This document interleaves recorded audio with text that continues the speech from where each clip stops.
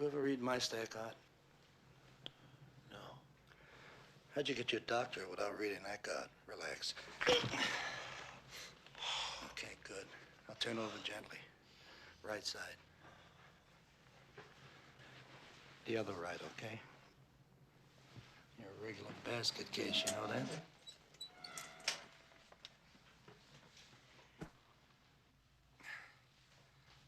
Eckhart saw hell, too. You know what he said? He said the only thing that burns in hell is the part of you that won't let go of your life. Your memories, your attachments. They burn them all away. But they're not punishing you, he said. They're freeing your soul. Relax. Good.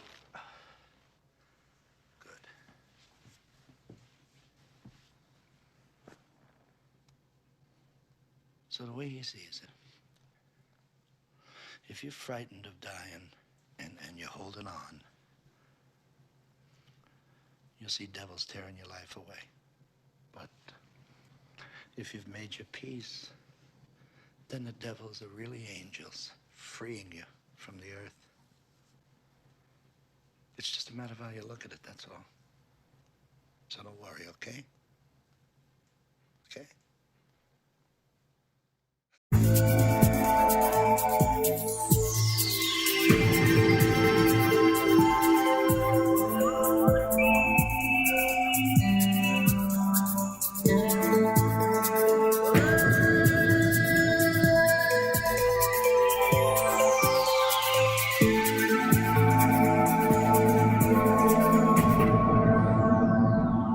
Hey, listeners, and welcome back to the Third Wave Podcast. This week, we have a very important guest.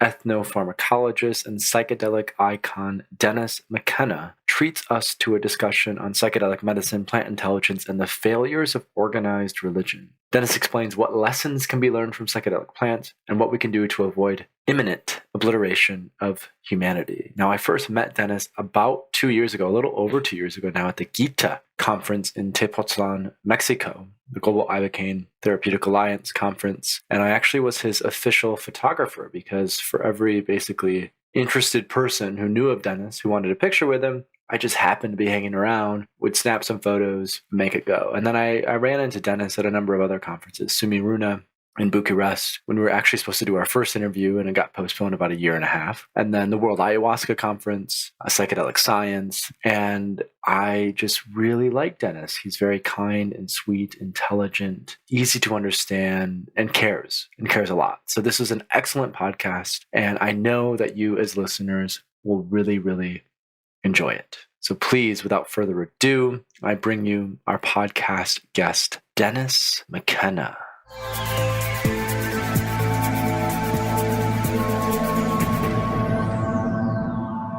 Obviously, your background is as an ethnopharmacologist, particularly, you've done a lot of work with ayahuasca. Yet, a lot of the medicalization of particularly psychedelics, I mean, if we look at psilocybin and how it's been used at Johns Hopkins and now how it's going to be used by Compass Pathways in the UK with the clinical trials that they're starting, obviously MDMA is a molecule as well. I'd just be curious to hear, some of your thoughts on that relationship between these isolated synthesized molecules that are being used from a Western medical perspective compared to, this whole plant, which not only has obviously kind of the medical aspects, but also the psychospiritual. What's your take on that balance, that relationship? Because from my understanding with people in the psychedelic space, it's a little controversial in that there's this monetization of a molecule when really with the whole plant, we have this lineage of where it comes from a sociocultural perspective. Right. Well, it's complex. It's a complex thing. I mean, basically, I'm in favor of psychedelics as therapeutic medicines. And so I'm all in favor of, if that's what it takes to get a psychedelic accepted as a medicine, a synthetic compound, precisely measured dose, all of that. And the FDA is comfortable with that. That's their model. I say that's okay, because I think it's more important that this medicine be available to people rather than some perception that, well, it's not natural and it's not in a traditional context and and all that. There are numerous ways that you can use something like psilocybin or MDMA, and they're synthetic, but hey, they're made by all natural organic chemists. So, It's halfway they're all there, part right? of nature ultimately, and they can be used. And ayahuasca, because it is such a natural compound. Are you okay? Your image is frozen. Ayahuasca is probably not going to be accepted into that kind of a usage because it is such a plant. It's not only is a plant, it's a combination of plants. And you can make a synthetic analog of ayahuasca. They have them. They're called pharmahuasca. They're not the same. I can tell you from experience, they are simply not the same. There's a lot going on with ayahuasca besides simply the beta-carbolines and the DMT. So I think that ayahuasca probably should remain a plant, and should be used that way. And you also overcome a lot of the issues about cultural appropriation. And so I preached for a long time that we shouldn't try and do an FDA formal IND clinical study for ayahuasca. That we could do that, but why not do it in Peru? That's where the medicine is from. So it would be more appropriate, I think, to do it in that context. And that would be what I would argue, because I think also with all of these things, but with ayahuasca, I think the ritual, the way that the experience is structured by the shamanic process and the Icaros and so on is probably the right way to use this most effectively. So I think that psilocybin is going to get integrated into biomedicine. I think that's a good thing ultimately because it's going to transform biomedicine in an important way, because potentially it will transform not only psychiatry, which is very dysfunctional right now, especially with its over-reliance on psychopharmaceuticals, most of which don't work or barely work. Here you have a medicine that you don't take twice a day for the rest of your life. You take it maybe 2 or 3 times in all of your life. So, because it actually gets to the roots of your problem and helps you get to the bottom of what you're trying to cure, and it actually holds out the possibility of a cure. It's not, the pharmaceutical companies don't like that because there's no money to be made on a compound that people take once or twice in a lifetime. And moreover, it's been known for years, it's in the public domain. How do you make money off something like that? But nevertheless, I think it will be integrated into medical practice in biomedicine. But I don't think it's the pharmaceutical companies that is going to push it forward because they don't see the revenue model. But I think the revenue model is really not the medicine, but the context and the services around which you can give this. So the psychedelic clinic of the future, a few years down the line, it's not going to look like a clinic. It's going to look like a spa. It's going to look like a nice place you go for the weekend. And, you might do yoga, you might do a variety of different alternative therapies, massage, and so on. But that will be on the menu, and that's something that you can go and get treated for. And it can be a spa, but, it can be a medical facility, but it's not going to look like one. And I think the profits are made by establishing these centers where people can go. It's not paying for the drug. The drug should be cheap. It's easy to manufacture. There's no reason why it should be an expensive medicine. But everything you offer, the integrative therapy and whatever around it, which may extend to, many things, like even nutritional counseling and this kind of thing. That's how these medicines should be offered to people. And in that sense, we can look to the centers in South America as a kind of a template because they're already doing this. There are a number of them in the States, but they're underground, but it is happening.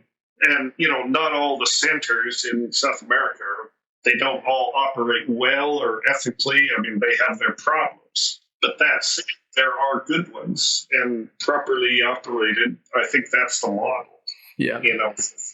No, I kind of want to hit on 2 points there, 2 things you brought up, which is this biomedical transition, the psychiatric transition, where obviously pharmaceutical companies, particularly in the United States, are always for profit, right? Because there's so much money they have to put into R&D, to clinical trials, that the only way to really facilitate that return on investment is, particularly from a psychiatric perspective, is this maintenance model that mental health has created. So, like the Carhart Harris team, Imperial College team, just recently published a really good paper about this model in terms of with antidepressants, for example, how they activate, I think, the 5-HT1A, which is passive coping. So basically it blunts the emotional response, which in the short term seems can help, but in the long term, you're just kind of kicking the can down the road, so to say. Whereas with psychedelics, with the activation of the 5-HT2A receptor, it creates this active coping process where actually you have to face, for example, trauma from the past, that then you deal with it head on so that it's integrated. And then going forward, it's this sense of being cured from this. And so it's really interesting then what, for example, MAPS has done, because the MAPS is, I believe, the first nonprofit pharmaceutical company where they've created the MAPS Public Benefit Corporation.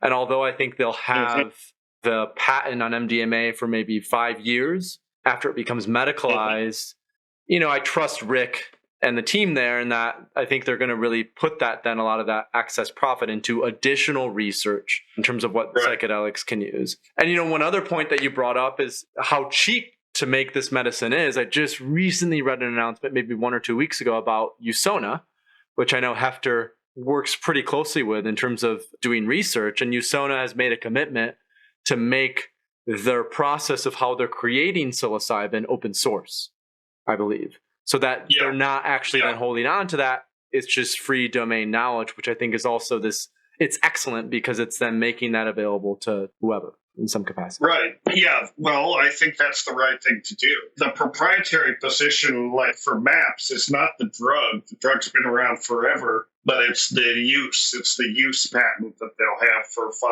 years. And that's the right way to do it. And this really is a humanitarian project in some ways. So, I mean, it's not really about making money. It has to make enough money to be viable and stable and to get it into the marketplace. But like I say, I think the money comes from providing the service of this kind of therapy, because unlike the psychopharmaceuticals, the antidepressants and so on, you can't really use these things. Well, I mean, we know we can use them outside of a therapeutic context, but in an approved medical context, you pretty much it has to be in the context of intensive therapy. You can't separate the medicine from therapy. So the, take 2 and call me in the morning model doesn't work for psychedelics, at least if you're using them, quote unquote, legitimately. I mean, as you probably know, as we all know, if we've taken it, you can take 2 and call somebody in the morning, and you may not want to. It doesn't matter. The point is, you've got to have a therapeutic environment to make it happen. In a larger context, I think a couple of things. I think that psychedelics are going to sort of, when they do get integrated into biomedicine, they're going to show the utter bankruptcy of the current approaches, and many of these psychopharmaceuticals, they have little or no effect. And you take them once a day at least for years and years, and they never really resolve the problem. They just sort of paper it over, and I think you're basically not cured. You're just patched together in a way by these chemicals. You're really chemically engineering your personality in a way. And these psychedelic medicines actually can get to the root of people's problems. So ultimately, if you had a cancer drug, if you had 2 cancer drugs, one of which would keep you alive, but the cancer wouldn't go away, and the other one would, actually you can get rid of your cancer with this one. Why wouldn't you go for that? So that's one aspect. And then in the larger context, as we look at the practice of medicine as it exists now in general, and here maybe I'm crossing over into the non-scientific. And if you look at medicine in general, for the last 150 years, they have been concerned to exorcise spirit out of medicine. I mean, starting about the beginning of the 19th century with the discovery of morphine and the isolation of morphine from the opium poppy. And morphine had pretty much all of the qualities of opium, right? It was an analgesic, it was euphoriant, but it was a crystalline substance. It was clearly not alive. And so the idea that there was some sort of living energy in these plants, that there was a, spiritual aspect to medicine and so on was, starting with that. And over the 19th century, the idea emerged that we were just complex machines. There was no spirit as such, no life force. We're just complex biochemical machines, which we are, but we would like to think there's more to that. And, you apply the right monkey wrench, you apply the right molecular monkey wrench to whatever your problem is. It's like bringing your car into the shop for repairs. You fix it and then you're out the door. But this mechanistic and spiritless approach to therapeutics is, one of medicine's chief shortcomings, I think, is the failure to recognize this mind-body connection. So then along comes a group of medicines, which have been around for thousands of years, but comes into medicine, and they're actually medicines for the spirit, right? In a sense, these diseases that these things address are diseases of the spirit. You can think of them that way. Depression, PTSD, all of these things are ultimately, they have a spiritual despair, dysfunction of all these disorders, kind of. And you have molecules that will actually address diseases of the spirit. That means the spirit is real. Medicine kind of has to acknowledge that there's a spiritual aspect to healing. And I think that's an important element that's gone out of biomedicine, which is very mechanistic. And, doctors are like auto mechanics or something. They just fix the machine. Doctors don't find this satisfying. Patients don't find it satisfying. And in fact, it isn't true. Psychedelics can expand the whole perspective. There's no substitute for the dynamic that can exist between a healer and their patients. That's what's gone out of medicine, unlike traditional medicine, where that's the dynamic.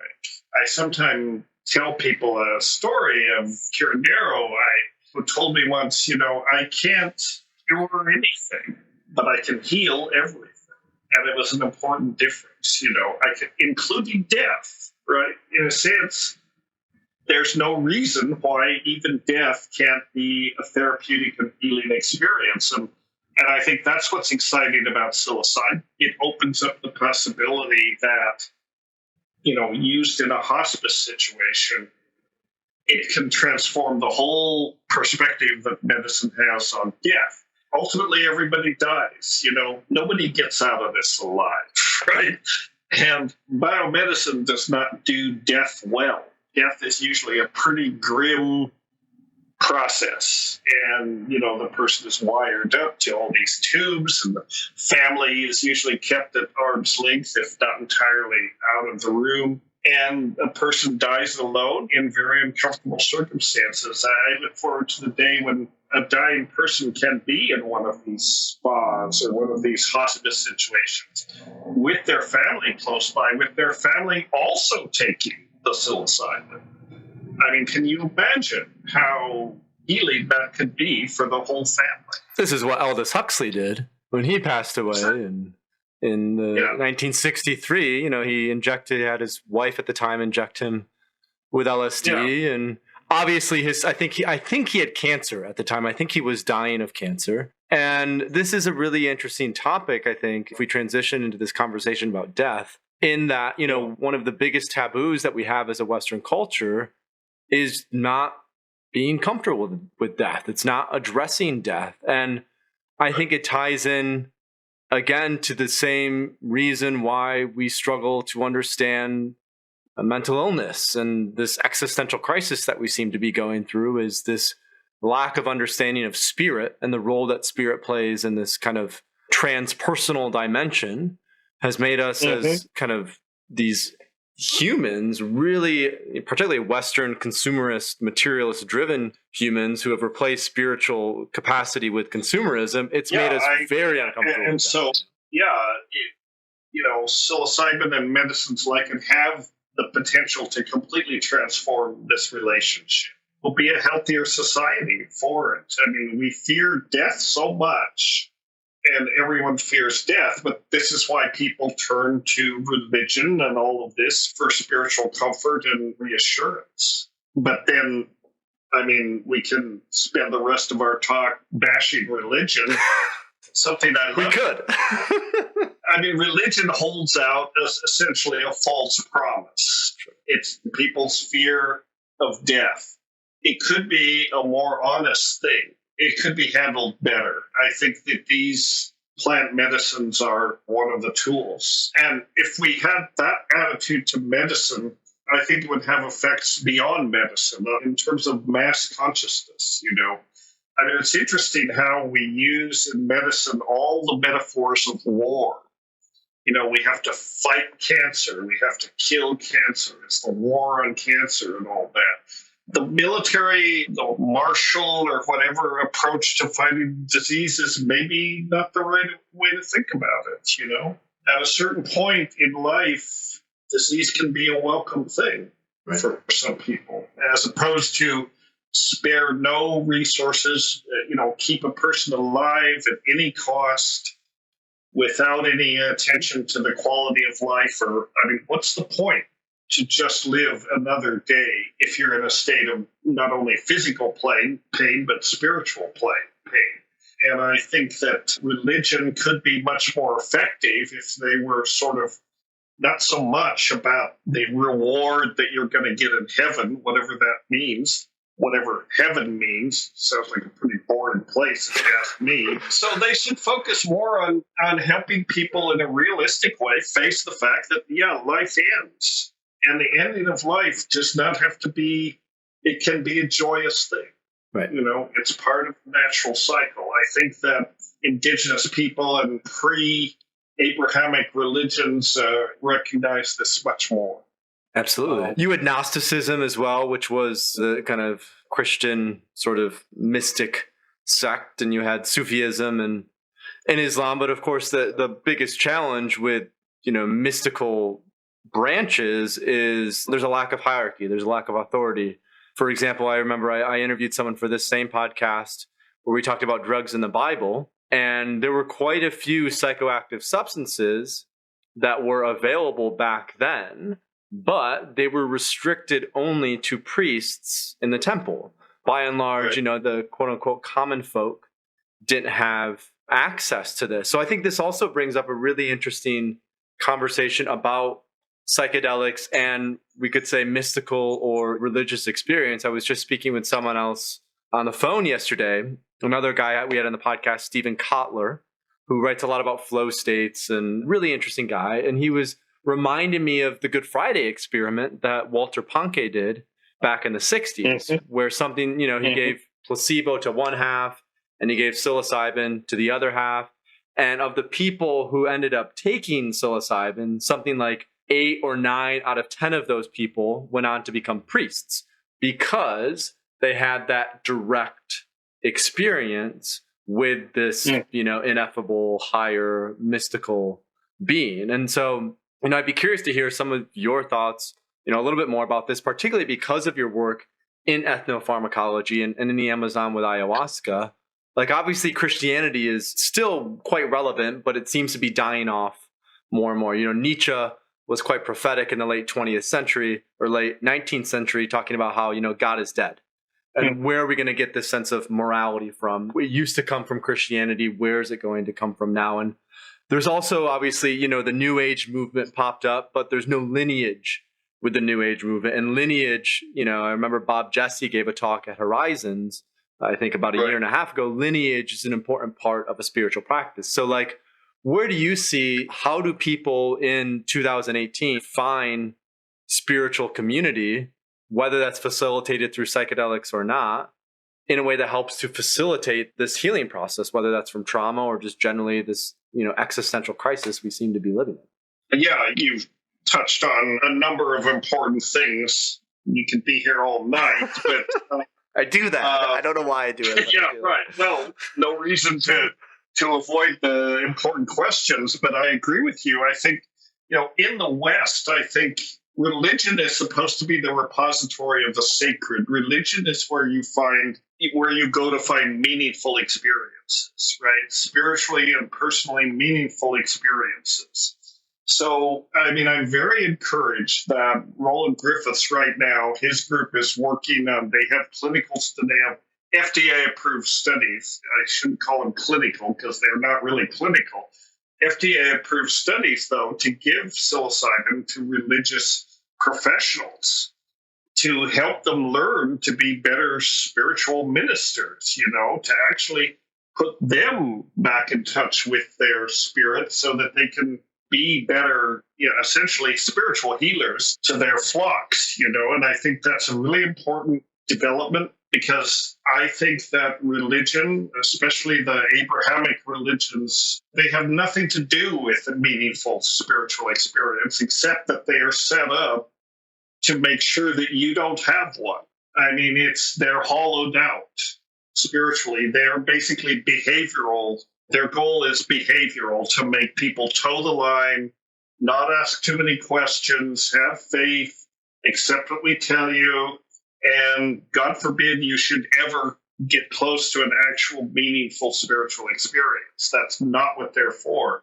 The message is, well, that's reserved for the priests, and then we'll tell you what it means. But then they forgot to actually have the mystical experience, so they're as deluded as everybody else. I guess you can say I'm anti-religious because I think they're mechanisms for seducing people into turning off their minds, basically, and stop asking questions and stop actually having, using their own minds, because we're expected to have faith. We're expected to accept these tenets of the faith, which is basically, when you come down to it, what it means is there's a whole bunch of stuff we want you to believe. There's not a shred of evidence for it, but you believe it anyway we tell you to. And if that's comforting to people, then I feel sorry for them because they basically lobotomize themselves. They've given up their own ability to experience life, experience the world, and make of it what they will. So psychedelics are the anti-religion in that sense. You don't have to have faith to take a psychedelic. All you have to have is courage. Enough courage to sit down and take the cup or smoke the pipe or whatever it is, and then open yourself up to it. You don't have to believe anything. In fact, it's better if you don't. Let it be what it is for you, and then make of it what you will. And your own, it's an intensely personal thing. Your own psychedelic experience is unlike anyone else. It's unique. It's like other people's experiences, but it's yours, and it's personally meaningful. So I think that this toxic sort of, I guess you could call a side effect of religion has done a great deal of damage to Western culture. It's essentially toxified Western culture because it requires that we reject nature. We are encouraged to see ourselves as separate from nature. Nature exists for us to dominate and exploit and use. We're not seen as part of it. We're seen as superior and somehow separate from it. We're not any of these things. We're just monkeys, after all, and we're part of nature. And if we felt a little closer to nature, maybe we'd be more invested in taking care of it. But this mindset that's fostered by the Judeo-Christian traditions, Judeo-Christian propaganda, I would more say, is you don't have to value nature. And not only do you not have to value it, you should devalue it, in the sense that all the things that Christianity and these other religions get so wound up about in terms of what should not be experienced, well, what are they? sex, drugs, and rock and roll, basically, right? I mean, that's what they are. And what is life? Sex, drugs, and rock and roll. These feelings of ecstasy, right? And it's wanting to monopolize these feelings. Sort of experiential way, the essence of biological being, which is what we are. Maybe we're spiritual too. Maybe something survives death. I don't know. But right now, we're engines made out of meat. And we like sex, and we like drugs, and we like rock and roll, because those are the essence of life. I mean, sex is obvious. That's how we propagate each other. So there's all sorts of reasons why it's pleasurable and why we spend a lot of time, going after it. Drugs are the other thing, We're made out of drugs. You probably heard me say this in podcasts. We're made out of drugs. That's why all these plant compounds have an effect. They're not unnatural. They are part of nature. We're like semi-permeable membranes. Things are coming into us and going out of us all the time. Rock and roll is maybe a little more difficult, but think about what biology is. Biological systems are oscillating systems. They go by cycles. Their metabolism is essentially the rhythm of life. Rhythm and oscillation is built into us as living things. When we're not rocking or oscillating, we're not very interesting. And the reason we're not interesting is because we're dead if we get to that point. So people don't recognize people. I mean, it's obvious to everyone, but we never think about it. But you're not an object. You're a process. I'm a process. But, we appear to have a solidity, but actually we're something that's expressing ourselves through time. That acts as a good transition into, the next question that I wanted to dig into a little bit, which was your experiment at La Carrera, which I read about in Brotherhood of a Screaming Abyss.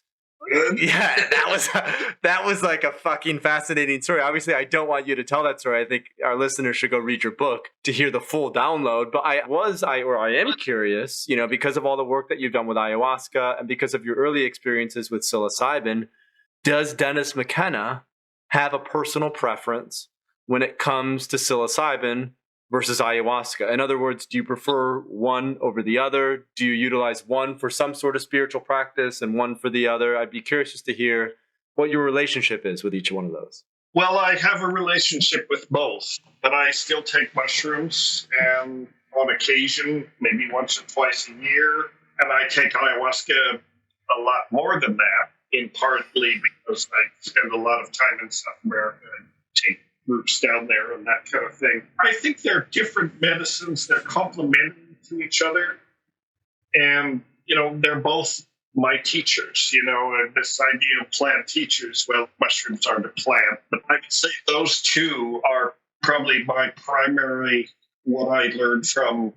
I take LSD very rarely. It's also a good teacher I take, but it's mainly mushrooms and ayahuasca. And I respect both, but I think they're complementary. They're different. I think ayahuasca is much more of a mind-body type mechanism. It has a lot of effects on the soma, on the body, that maybe mushrooms don't. It works on so many levels. I think ayahuasca, for example, is probably a strong immune stimulant. I think it really is very helpful and very good for your body. Mushrooms are much more cerebral, and I don't think they have this holistic effect. I think they more or less work on your head and not so much the whole body system. But you can learn different things from both of these plant teachers. And people get the ideas that ayahuasca is very heavy and somehow above mushrooms. I don't think so. I think mushrooms can be just as profound as ayahuasca, but they're easier to take at lower doses in a recreational way. So people, which is okay. I really think it's all right to take low doses and have a good time. But ayahuasca, you can't really have a good time no matter what unless throwing up is your idea of a good time. But you can take a low dose of mushrooms and have more or less a recreational dose. People should not make the mistake that if you lifted the dose a bit, if you took that Terence McKenna heroic dose or worked up from there, I mean, it can be just as profound as ayahuasca, just as terrifying as ayahuasca sometimes is. When you get up into the 6, 7, 8 gram region of mushrooms, it can get pretty gnarly out there.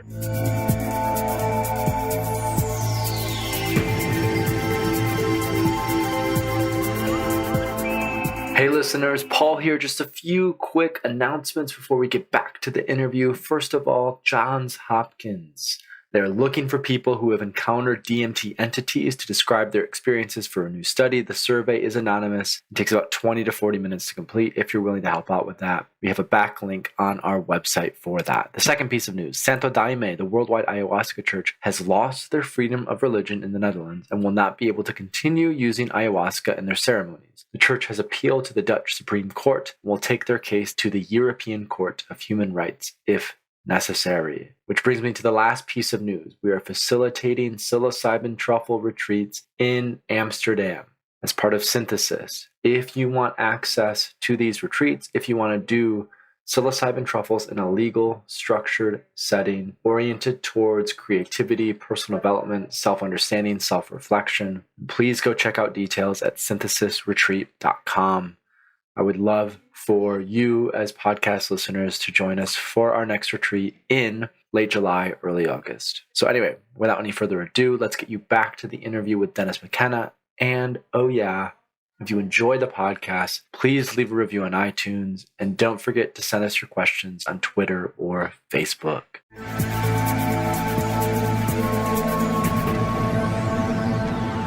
How has your experience changed from when you were first eating mushrooms or drinking ayahuasca, in the early 70s to now? What sort of insights or understandings were you privy to in those early experiences compared to maybe what you're privy to now? I'd just be curious to hear if it's fundamentally changed or if a lot of the lessons still remain similar. I think a lot of the lessons are similar. I think I approach it much less casually, maybe more respectfully than I did before, especially like with mushrooms. Like a lot of people, my approach to it was essentially recreational, but then it became less recreational and less frequent, I guess. I was one of these people, and I'm not putting them down. I'm just saying I was one of those people who takes a couple of grams and enjoys the evening, goes to a party or whatever. But after a while, that began to be, not satisfying. I realized that if you're going to do it, make a commitment. And, what is required to use these things in a spiritual way or in an insightful way, it doesn't even have to be about spirituality, is you should pay attention to the medicine. And for that, you have to create a special, call it sacred space and time. Do it in a special place at a special time.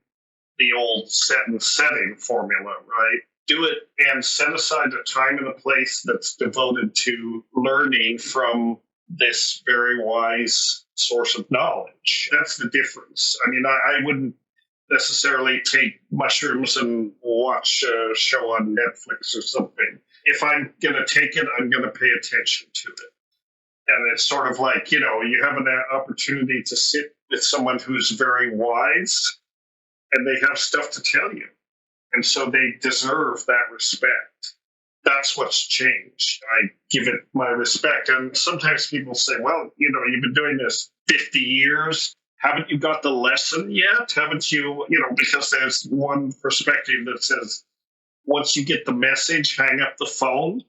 Well, maybe I'm a slow learner, but I'm still learning from these things. They're not like an answering machine, and it's not like there's only one message. It's like if you had a mentor, a teacher, someone that you respect, you're not going to reach a point where you say, well, basically, I've learned everything you have to tell me, so thank you very much, and I'll just be on my way. Chances are they still know more, and they always will know more than you will know. Every time I take ayahuasca or mushrooms, I learn something new, or I am reminded of what I've forgotten and what's easy to forget in the day-to-day hustle of life. I just feel it's still valuable. in some ways, it's a touchstone. It's a way of getting back to that place, that sacred space, sacred time, environment where you can remind yourself of sort of the eternal truths in a way, I guess is a way to say it. This is the concept of sacred space and sacred time comes from Mircea Eliade is where I first learned of this content. When you create a ritual situation that provides a context for some kind of spiritual transformative experience, you really are returning to the beginning. And you're returning to the origins, the golden age. You're returning to the center of the world. And as he pointed out, it's not just a symbol. It's not symbolically. And within this context, you are actually doing that. And I think that's true. I think that in some sense, there's a profound truth to that. In some metaphysical way, you're really returning to the beginning of time and the center of existence. I don't know if I remember you wrote about one of your experiences. I believe this was in, again, Brotherhood of a Screaming Abyss, where you were photosynthesis. You were maybe a molecule or a droplet of water that was following. Yeah, I was a droplet of water. Following the process of photosynthesis. And this, speaking with a friend lately who mentioned a similar thing when he was drinking ayahuasca, that he was going into his, mother's lineage, then his grandmother's lineage, then his ancient ancestors' lineage. Then he just kept going back and back and back into, experiencing this sense of the beginning of time. And so, I've had experiences similar to that. It's really interesting. This ties back into the conversation that we were having about religion. This is then the experiential truth. This is experiencing what it means to have that direct relationship with, the unknown, the mystery, which I think, coming out of an experience like psychedelics provides this kind of profound gratitude for the chance and the ability to live and exist in planet Earth in, the year 2018, even with all the fucked up shit that's still going on. Yeah, I think profound gratitude and waking up from this nightmare that religion has imposed on us, and waking up to the fact that we are not separate from nature, and nature is actually intelligent. It's permeated. I believe that nature is permeated with intelligence. It's just built into the structure of reality. I think that consciousness, and this is much closer to the indigenous worldview than it is to the Christian world. It's indigenous worldview, but it's also actually closer to the way that science is beginning to come around to understand how things are. So these days you can talk about things like plant intelligence, and not everybody gets up and walks out of the room at this point, because actually there's accumulating evidence that in a lot of ways plants are intelligent. You see this manifesting in all sorts of ways. The reason nature is so elegant and so beautiful in the way it works is programmed to find the solutions that are optimal, the solutions that make sense. And you can't always see that, but on a psychedelic you can see it, because then it comes forward and you can perceive aspects of reality that we are programmed to keep in the background most of the time, just by the nature of the way our consciousness is structured. Certain things are right in front of us. There's a whole lot of stuff going on in the background that we ignore, or and it's not that it's not important. We're just genetically programmed, behaviorally programmed to suppress those things. Psychedelics reverse that relationship temporarily. They bring the background forward, and they give you an opportunity to notice things about your environment that are always there, but you just don't notice. And then to what you were saying about your friend, that's the other thing. The entire history of life is built into our DNA. I mean, we are a reflection of the entire phylogeny of life. I think Luca, like the universal common ancestor, whatever that thing was, whenever it showed up. But we have a genetic memory that goes all the way back. So psychedelics, I think they enable you to do a kind of call it phylogenetic time travel or something. You can actually recover those memories all the way back. Is it delusion? Well, who knows? Yeah, I think the sense of lineage, it gets into then transpersonal psychology. And I mean, you probably met or know of Jim Fadiman, who founded the Transpersonal Institute. And I think this kind of it ties into our earlier conversation about how the introduction of psychedelics is going to change the biomedical paradigm, because also, a lot of the way that obviously we treat these mental health issues is you have an issue now, it's in your brain, it has nothing to do, it maybe has something to do with your nurturing, but there's not really a lot of credence given to the impact that trauma has, not only in your own life, but in your parents, in your grandparents. I remember reading Stan Grof's book, LSD, Doorway to the Numinous, which was this, extensive collection of all this LSD psychotherapeutic work that he was doing in the Czech Republic before he came to the States in the late 60s, early 70s. And I remember one specific example that he spoke about, how he was facilitating a psychotherapeutic session with a woman who was maybe under 500 to 600 micrograms of LSD. And she basically, in that process, relived the beheading of her 13th century ancestor or something crazy ridiculous like that. And that for me, it's one of those little data points, so to say, that modern Western medicine as it stands now has no way to integrate or understand. And I think then when we talk about things like plant intelligence, for example, in particular with things like ayahuasca, this is a field of study that is really just starting to take off. I remember maybe a year or so ago, I read a piece that was written about you in The Guardian about ayahuasca and plant intelligence. And then I spoke at a business conference in Zurich in Switzerland. It was 300. It was the oldest think tank in Switzerland, maybe 300 business leaders from Germany and Switzerland. And I spoke about microdosing to this audience. And then there was a guy speaking about plant intelligence. His name was Stefan Mancuso, and he works in a lab in Florence. Do you know Stefan at all? I have not met him, but I know his work. He's one of the big researchers about this. Yeah. There's a wonderful article.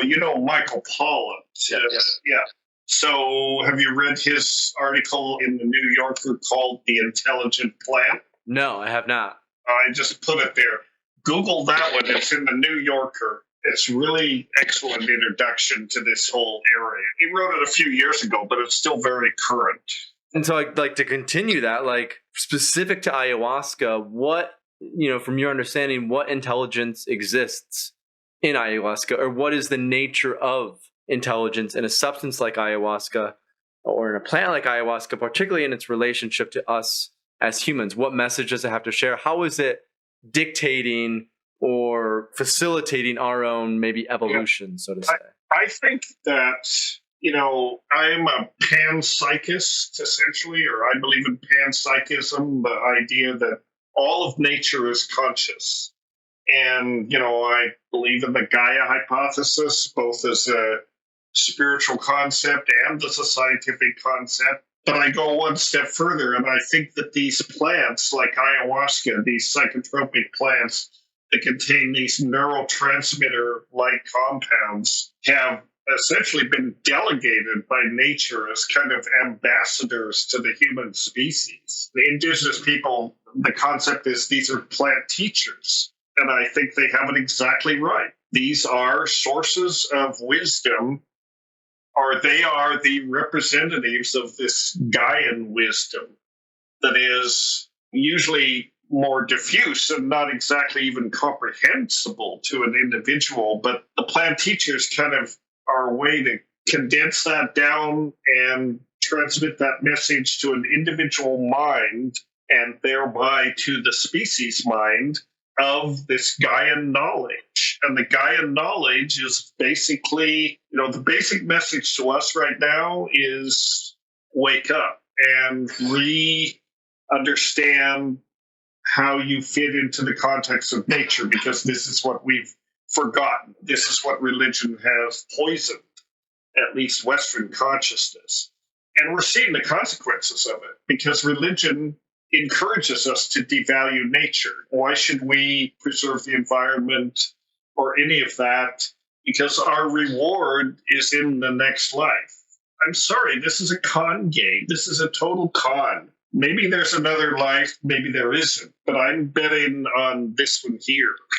And if there's another one, fine, but I think we're not getting the message if we give up trying to make this world as good as it can be. And so I think that's the message of the plant teachers. That's what they're trying to tell us. Wake up and then wise up. And we see, the consequences of the pervasive lack of this attitude. And it's causing all the environmental problems that we're having. At the root, it's a failure to recognize that we're part of this holistic system. And our job should be to nurture nature, not to dominate it, not to exploit it. And if we can't nurture it, at least get out of the way. People say, well, we should be stewards of nature. That's certainly better than being exploiters, but I'm not sure nature even needs stewards. It needs us to quit mucking with things and wake up and stop doing the things we're doing. Easier said than done, but I think these things are catalysts to try to nudge collective consciousness to the next level. It's not going to happen unless we fundamentally re-understand our relationship to nature.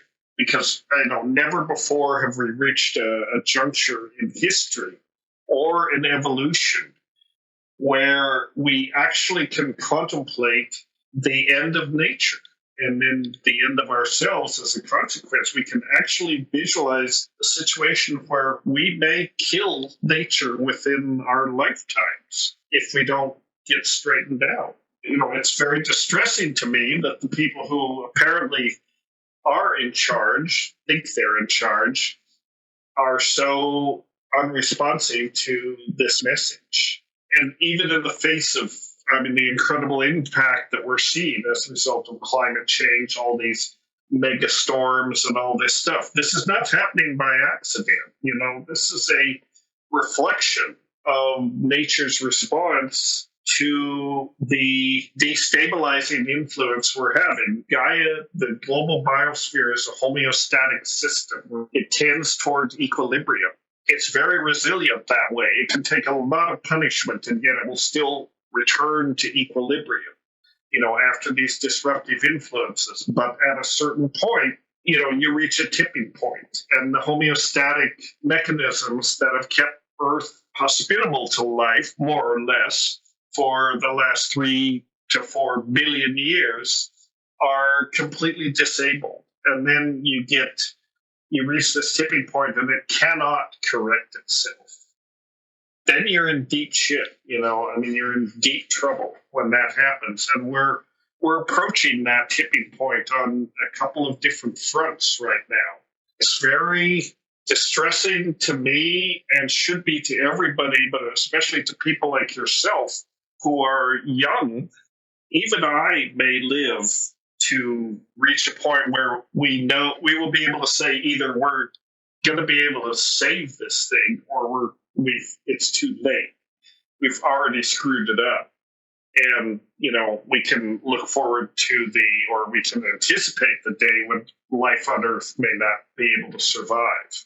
Or at least our species may not be able to survive. Life's a pretty tough thing. Gaia's a tough bitch, I sometimes say, people. Probably something will be alive, even after tremendous climatic and environmental change. But if it's anaerobic bacteria or cockroaches, if that's all that's left, that's too bad. But I think that's why so many people, particularly in the psychedelic space, are so passionate about this work, because I think many of us perceive psychedelics as not necessarily a panacea, but certainly as an underutilized tool that, if integrated properly, And it will likely happen from a biomedical perspective first, but then also from a cultural, I would say even business, however, like just from a general societal perspective, the integration of these substances will ideally enable this awakening process, even if it's through a backdoor mechanism like treating PTSD in veterans. I think potentially that's what they're coevolutionary catalysts. This is what's going on. They're coevolutionary partners with us. They have a message to give to us, and that is the message. Basically, get over this delusion that has been foisted on you, us as a species, at least for 2,000 years, by this really toxic, essentially religious dogma, which is not pro-life at all. Even they say they're pro-life, actually they're more pro-death. I mean, I think the Christian culture is in some way the death culture. And if you look at history, this is definitely the case. I mean, most of the wars and genocide of history have been fought over religious issues. I think this is partly, you speak of plant intelligence. I think this is partly why you're seeing things like ayahuasca are literally invading the world. Ayahuasca has escaped out of its home in the Amazon. It's become a global entity now. And it's part of the conversation. It's trying to wake people up. And what we as psychedelics people need to do, since we have the message to a certain degree and we believe in the message, I see, at least for myself, and I think many other compassionate people, is partly to facilitate bringing that message to other people who need to hear it, the people who are in positions to change things on the geopolitical level. And there's no messianic, maybe there's a little messianic element here, but I don't see myself as the savior. I see myself as the advocate for the plant teachers. They're the saviors, if there is a savior. What I can do is create situations to bring people to those medicines and let them hear the message for themselves, bringing them to that juncture. I'm not there to tell them what they're supposed to think. I'm there to help them have the experience. They can figure out what to think when they have the experience. Absolutely. So that's where it's at. And I think that's a great place to end, is I think on a somewhat optimistic or hopeful note that these are becoming medicalized, and that it looks like, with things like ayahuasca and a lot of the medical research that's going on with the recent rise and even something like microdosing, that there seem to be more and more conversations at least occurring around this. And I think it is incumbent upon anyone who has had a psychedelic experience then that's been transformative to talk about it and to mention it and to try to overcome some of the stigma that's still associated with it. Because I think at this point in time, we have a lot of the research, for example, that shows the efficacy. Now, a lot of it is about this kind of emotional sort of manipulation. And this is happening. The question is it happening fast enough? Right. I think that's something we don't know. But I think that, yes, people are waking up to it. And again, your generation, I guess you're a millennial. I guess that would be you'd fall into that demographic, that would be right? Correct, yes. I think millennials are amazing. I think as a generation, they are some of the more awake, aware, compassionate people on this planet right now. Just look at the response to this Parkland thing. Finally, teenagers whose lives are at risk for this are saying, for God's sake, enough is enough. Let's do something about this. However you feel about gun control, and I basically think it's out of control, but I'm happy to see that they're stepping up. And the same with psychedelics. You're seeing psychedelic interest groups forming in so many universities, and that's where the action is. This is the new generation. You guys are the doctors and the leaders of the future. And if you can go into that informed by the lessons that you've learned from psychedelics, I think there's great reason for optimism. Absolutely. Well, thank you so much, Dennis. Thank you for joining us. Thank you for all of your insights. Thank you for all of the work that you've done. And you continue to do. You're one of the pioneers in all of this. So just as a way to say thank you and show my appreciation. And everyone who's listening, I'm sure, is also appreciative of everything you've done. Let me one more shameless self-promotion here. Let's do it. Tell your people, put up espd50.com. Okay. Which you may know about. It's the Ethnopharmacologic Search for Psychoactive Drugs, a conference which I organized last June, and now the symposium volume is about to come out in April sometime. So tell people to check it out. They can link to the videos from the conference. They can pre-order the book. It's going to be a rather landmark publication, and I'm really happy about it. Great. We'll do that then. We'll link to it. We'll mention it in the podcast so people can check it out. And yeah, once again, thank you.